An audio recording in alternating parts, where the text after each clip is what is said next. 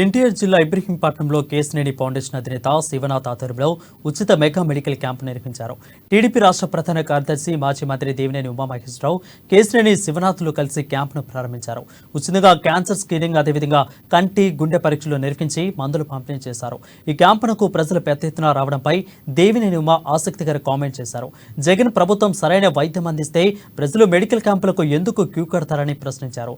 నాణ్యమైన వైద్యం అందించడంలో ప్రభుత్వం ఫెయిల్ అయిందని, అందుకే ఏపీ హేట్స్ అంటూ జగన్ హేట్ అంటూ ఘాటు వ్యాఖ్యలు చేశారు. శ్రీనివాసరావు ముఖ కవళలతో అతని వయసుతో ఎంతమంది ఉన్నారు, ఆ ఓట్లన్నీ ఒకసారి తీసుకొస్తున్నాడు కంప్యూటర్లోనే. ఇదంతా ఆ 100 ఓట్లలో ఈ నియోజకవర్గంలో 295 బూతులు ఉన్నాయి.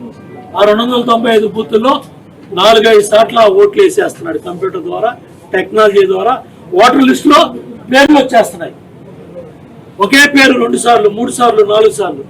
దానికి ఎలక్షన్ కమిషన్ ఆఫ్ ఇండియా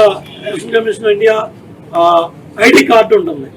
ఆ ఐడి కార్డు ప్రింట్ చేస్తున్నారు. ఐడి కార్డు ప్రింట్ చేసి ఈ శ్రీను పేరు మీదే శ్రీనివాసరావు అని ఒకసారి, శ్రీనివాస్ అని ఒక పేరు, వాళ్ళ తండ్రి పేరు మీద ఒక పేరు,